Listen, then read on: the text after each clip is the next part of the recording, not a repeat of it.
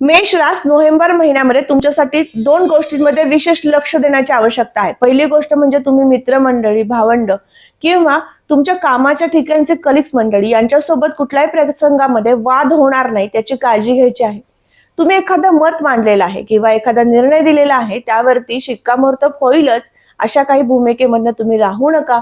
काही अंशी यामध्ये मतभेद होण्याची शक्यता वाढत आहे, त्यामुळे या महिन्यामध्ये संयमाने घ्यायचं आहे, कारण तुमचे तृतीयेश बुधदेव अष्टमातनं गोचर करतात, त्यामुळे अचानक एखादा प्रसंग किंवा एखादा विषय वादाकडे जाऊ शकतो।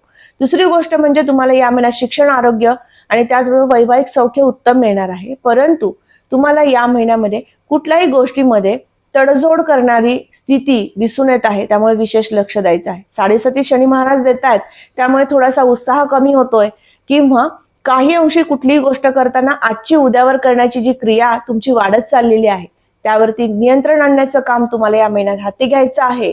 सगळ्यात मोठा शुभ संकेत होणार आहे तो म्हणजे गुरुदेवांचा। गुरुदेव तुम्हाला या महिन्यामध्ये कृतिशील बनवतील, प्रत्येक कार्यामध्ये ऍक्टिव्ह करायचा प्रयत्न करतील, कारण ते चतुर्थ भावातनं कर्क राशीतनं उच्च राशीतनं गोचर करणार आहेत। महत्वाकांक्षी ते करत आहेत, परंतु त्या मार्गावरती चालण्यासाठी कृती तुम्हाला करायची आहे। त्याचबरोबर तुम्हाला हा संपूर्ण महिना व्यापारी वर्गासाठी अतिशय शुभ आहे। व्यापारातनं उत्पन्नाचा स्रोत निर्माण होणं, वाढ होणं, उत्पन्नामध्ये वाढ होणं हे सुद्धा शुभ संकेत या महिन्यात दिसून येत आहे।